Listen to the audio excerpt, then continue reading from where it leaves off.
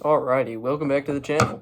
So today we're going to be making a pencil gun out of this mechanical pencil. Some people have been making these at our school, and I thought it would be interesting to make one. So what you're going to do is pop up this cap right here. I do it with my teeth because it's easier. You're going to take your scissors right here, this part right here. You're going to cut that off. Alright, now it should be able to slide out like this. The spring is on here, right? Take it like this. But if the spring gets stuck up here, which it sometimes does, you're going to want to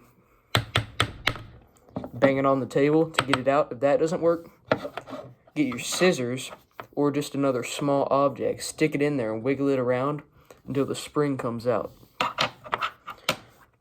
Okay, so you're going to take this, make a small cut right here to where it looks like this, flat right there.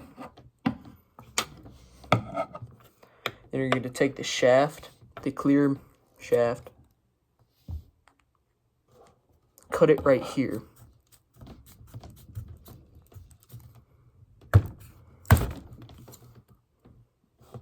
Right there. Gonna make a small cut right here. Should look like that. Gonna take the eraser off. Again, I bite it because that's easier. Gonna stick this in here. And you can wiggle this around until it moves around easier. See, that's a little too tight. So I am going to stick the scissors down here, keep wiggling it around until it's a little looser to where it slides more easily and freely. After that, you're going to take your eraser, stick it in the top right here where the incision is not.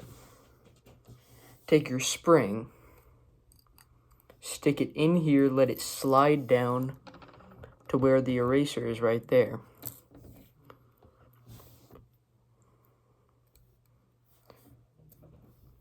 Slide the black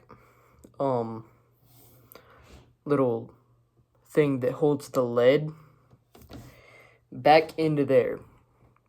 And now you have a working gun. See? Shot. Alrighty.